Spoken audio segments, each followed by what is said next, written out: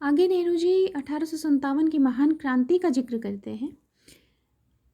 ये बताते हैं कि 1757 में, आप सब लोग जानते होंगे कि 1757 में जो प्लासी का युद्ध हुआ था, उसके बाद ब्रिटिश शासन का की स्थापना मानी जाती है। तो इसके लगभग 100 साल के बाद 1857 में एक विद्रोह हुआ जो सिर्फ सेनाओं तक सीमित नहीं था, कई सामंत भी इससे जुड़े हुए थे। आम जनता का समर्थन इसको प्राप्त था। क्यों? क्योंकि जनता में ब्रिटिश के विरोध की भावना प्रबल हो रही थी, एक असंतोष व्याप रहा था।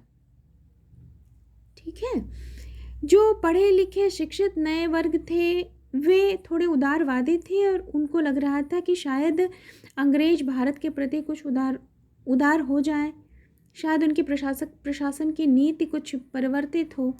लेकिन जो उत्तरी सूबा था उसमें जो सामंत सरदार और उनके विद्रोही अनुयायी थे, उनके भीतर विद्रोह की चेतना बढ़ती चली जा रही थी।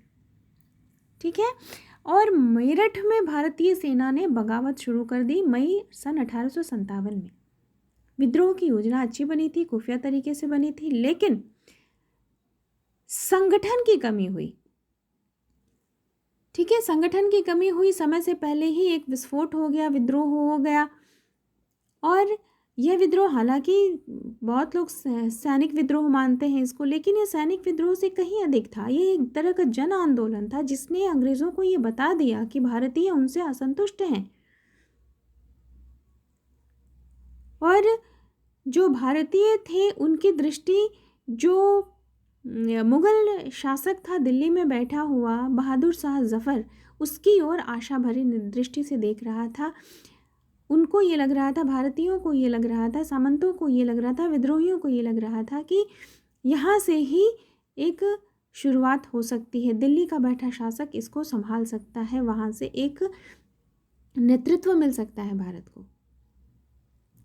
ठीक है, यद्यपि कि ब्रिटिश ने इस आंदोलन को दबा दिया, इसका कई कारण भी रहा। इसका कारण ये रहा कि थोड़ी योग्यता की कमी रही, असंगठित नहीं थे, और साथ ही सबका एक सार्वजनिक हित नहीं था, सब अपने अपने हितों के लिए लड़ रहे थे। लेकिन इसका एक बहुत बड़ा परिणाम ये सामने आया कि कई देशभक्त, कई राष्ट्रीय चरित्र देश को मिले, जिसमें तात्या टोपे, लक्ष्मीबाई जैसे नाम आते हैं। तात्या टोपे ने तो अंग्रेज़ों को बहुत परेशान किया, छापामार युद्ध में वो काफ़ी माहिर थे। और जो झांसी की रानी लक्ष्मीबाई है, उनके बारे में तो स्वयं उसी अंग्रेजी जनरल ने तारीफ किया और कहा कि वह सर्वोत्तम और सबसे बहादुर महिला थी, एकमात्र पुरुष कहा था उनको। ठीक है, विद्रोह के बारे में भारतीय क्या सोचते थे, भारत में उसके लिए कैसी धारणा थी, इसका कोई जिक्र इतिहास के पुस्तकों में नहीं मिलता है। क्या किया गया? उनकी भावनाओं को दबा दिया गया। वीर सावरकर ने जो 30 साल पहले the history of the war of independence किताब लिखी, उसको जब्त कर लिया गया। ठीक है, दबाने की, छुपाने की कोशिश की गई ब्रिटिश शासकों द्वारा, लेकिन इस विद्रोह ने ब्रिटिश शासकों को झकझोर कर रख दिया। उसने समझ लिया कि अब जैसे चल रहा था वैसे नहीं चल सकता है। उसने प्रशासन का पुनर्गठन किया और जो शासन था वो ईस्ट इंडिया कंपनी से सीधे ब्रिटिश पार्लियामेंट में के हाथों में शासन व्यवस्था आ गई।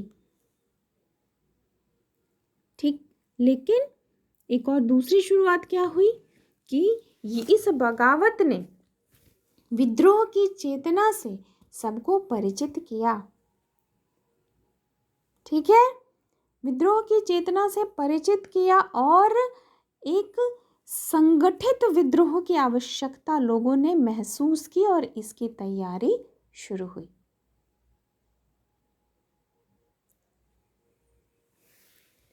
और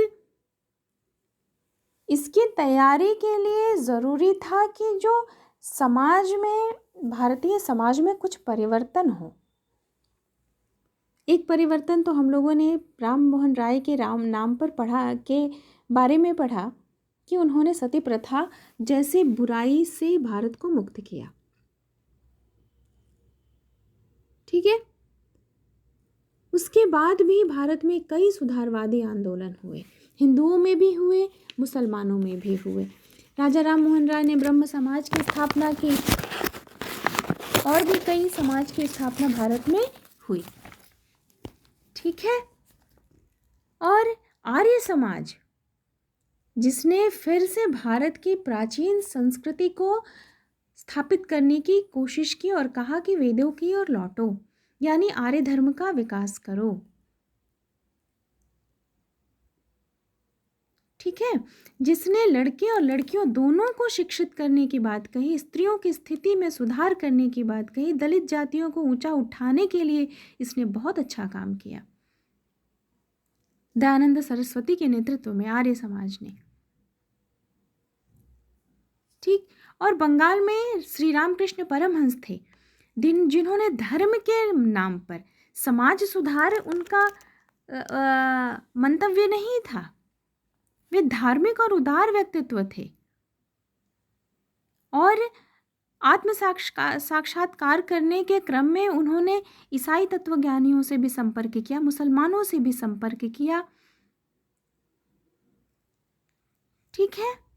और उन्होंने धर्म के विविध पक्षों को आपस में जोड़ा।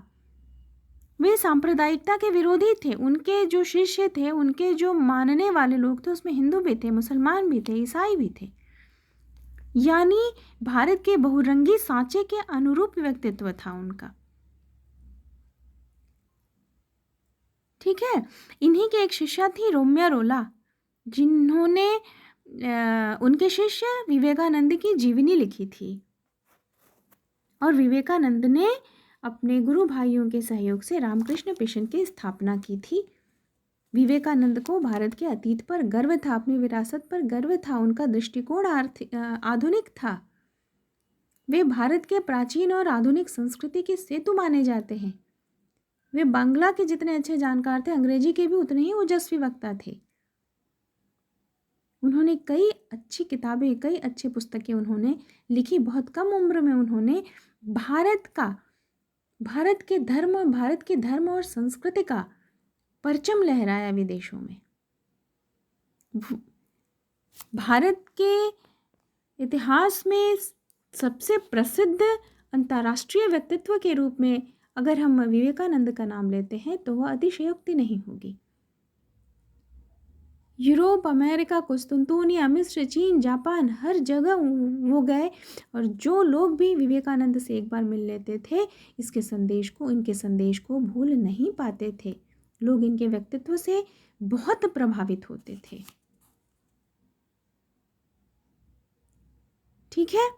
इन्होंने लोगों को बताया कि विचारशील मानवता के भविष्य के लिए एक ईश्वर को मानना ही सर्वाधिक उपयुक्त है। ठीक।